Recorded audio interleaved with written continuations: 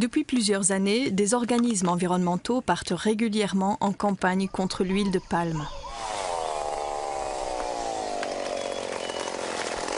Ces ONG pointent du doigt les dégâts générés par l'exploitation industrielle des palmiers à huile dans le monde.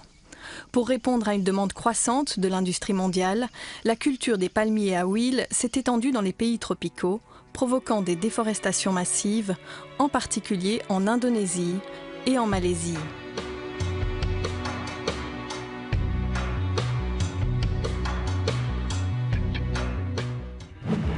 Avec son taux record de 2% de forêts détruites chaque année, l'Indonésie est le troisième pays émetteur de gaz à effet de serre, derrière la Chine et les États-Unis. Des populations entières dont la subsistance dépend de la forêt sont privées de leurs terres et forcées de modifier leur mode de vie. La disparition de ces forêts tropicales menace aussi d'extinction différentes espèces, dont l'emblématique orang-outan. Ces problèmes sous les tropiques sont loin de nos yeux. Et pourtant, l'huile de palme fait partie de notre quotidien de consommateurs. Bon marché, elle occupe une grande place dans les ingrédients de produits nombreux et variés.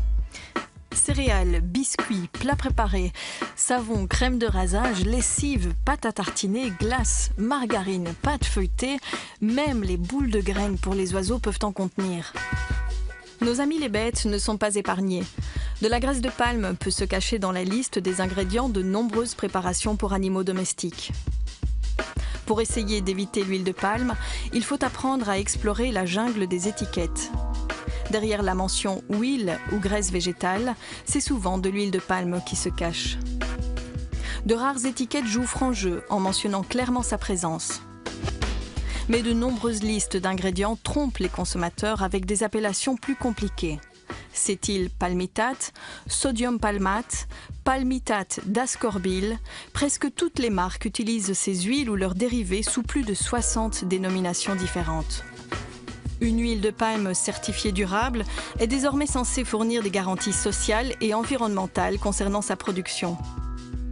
Mais aujourd'hui encore, des ONG regrettent que ces labels manquent de transparence et ne soient pas suffisamment exigeants. En attendant que ces labels évoluent, difficile pour les consommateurs de trouver comment agir face à l'omniprésence de l'huile de palme. Prendre conscience que la plupart de nos actes quotidiens ont des conséquences ailleurs dans le monde est peut-être le début du changement.